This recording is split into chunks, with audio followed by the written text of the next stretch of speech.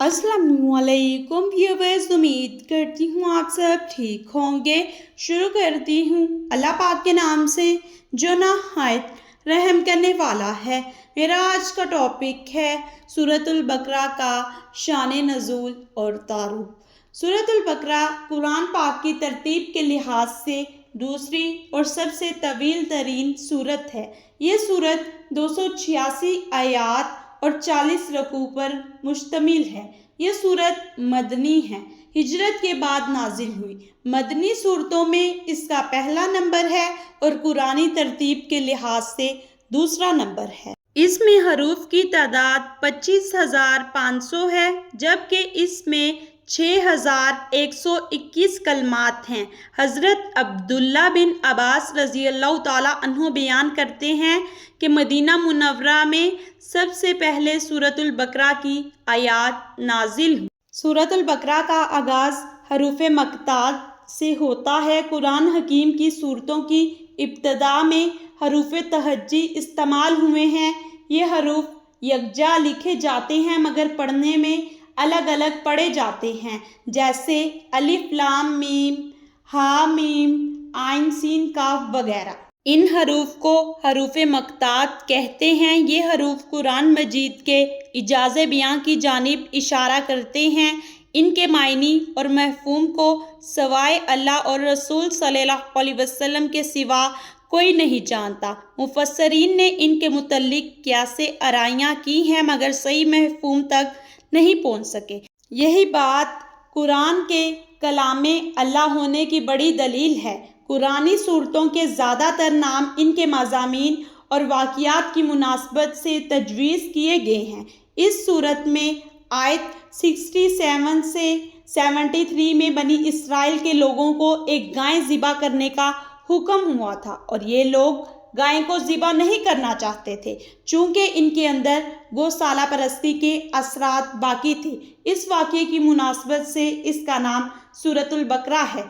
क्योंकि बकरा अरबी ज़ुबान में गाय को कहते हैं, इसलिए सूरत का नाम गाय वाली सूरत तजवीज़ हुआ। इस वाक़े में बहुत सी हिकमतें हैं, जिनमें से एक अहम बात यह है कि अल्लाह पाक इंसानों के मर जाने के बाद इन्हें दोबारा जिंदा करने पर मुकम्मल कुदरत रखता है। अब मैं आपको सूरतुल बकरा के पस मंज़र के बारे में बताती चलूँ कि मक्का में इस्लाम बुनियादी तौर पर अपने बुनियादी असूलों की तबलीग और अपने पैरोकारों की इखलाकी तरबियत से मुतल्लिक था, लेकिन नबी पाक सल्लल्लाहु अलैहि वसल्लम की मदीना मुनव्वरा की तरफ हिजरत के बाद जहाँ सारे अरब से मुसलमान आकर आबाद हुए थे और जहाँ इंसार मुकामी हामियों की मदद से एक छोटी सी इस्लामी रियासत कायम की गई थी, मदीना मुनव्वरा में जिन लोगों को इस्लाम की दावत पेश की जा रही थी वो मक्का मुकरमा के रहने वालों से मुख्तलिफ थे।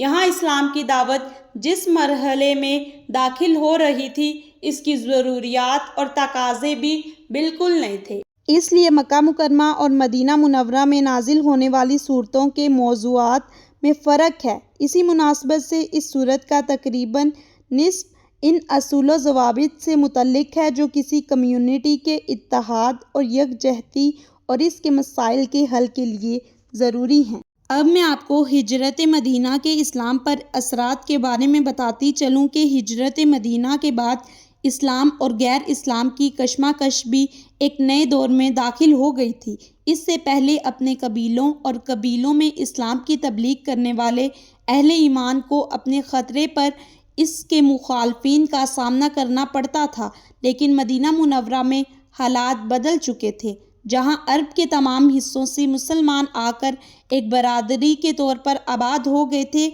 और एक आज़ाद शहरी रियासत कायम कर ली थी।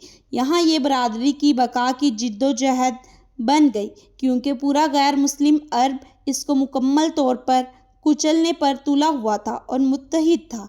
अब मैं आपको मुनाफिकीन के ज़हूर के बारे में बताती चलूँ कि इस दौर में एक नए किस्म के मुसलमान मुनाफिकीन का ज़हूर होना शुरू हो गया। मक्का मुकरमा में आखिरी अयाम में दोगलेपन के आसार नज़र आए थे, लेकिन मदीना मुनव्वरा में उन्होंने मुख्तलिफ शक्ल इख्तियार कर ली। मक्का में कुछ लोग ऐसे भी थे जो इस्लाम का सच्चा दावा करते थे, لیکن اس پیشے کے نتائج کو ماننے اور اپنے دنیاوی مفادات اور تعلقات کو قربان کرنے اور ان مصائب کو برداشت کرنے کے لیے تیار نہیں تھے جو اس مسلک کی قبولیت کے بعد لازماً آتی ہیں۔ لیکن مدینہ میں طرح طرح کے منافقین ظاہر ہونے لگے۔ کچھ ایسے بھی تھے جو اسلامی دائرے میں داخل ہوئے تھے تاکہ اسے اندر سے نقصان پہنچا سکے۔ کچھ اور تھے جو مسلمانوں میں گھرے ہوئے تھے اور اس لیے اپنے دنیاوی مفادات کی حفاظت کے لیے مسلمان بن چکے تھے۔ اس لیے انہوں نے دشمنوں سے تعلقات قائم رکھے تاکہ اگر دشمن کامیاب ہو جائے تو ان کے مفادات محفوظ رہیں۔ کچھ اور بھی تھے جو اسلام کی سچائی کا پختہ یقین نہیں رکھتے تھے لیکن انہوں نے اپنے قبیلوں سمیت اسے قبول کر لیا تھا۔ آخر میں وہ لوگ تھے جو فکری طور پر اسلام کی حقانیت کے قائل تھے لیکن ان میں اتنی اخلاقی جرأت نہیں تھی کہ وہ اپنی سابقہ روایات اور ذاتی عزائم کو ترک کر کے اسلامی اخلاقی معیارات کے مطابق زندگی گزاریں اور اس کی راہ میں قربانی دیں۔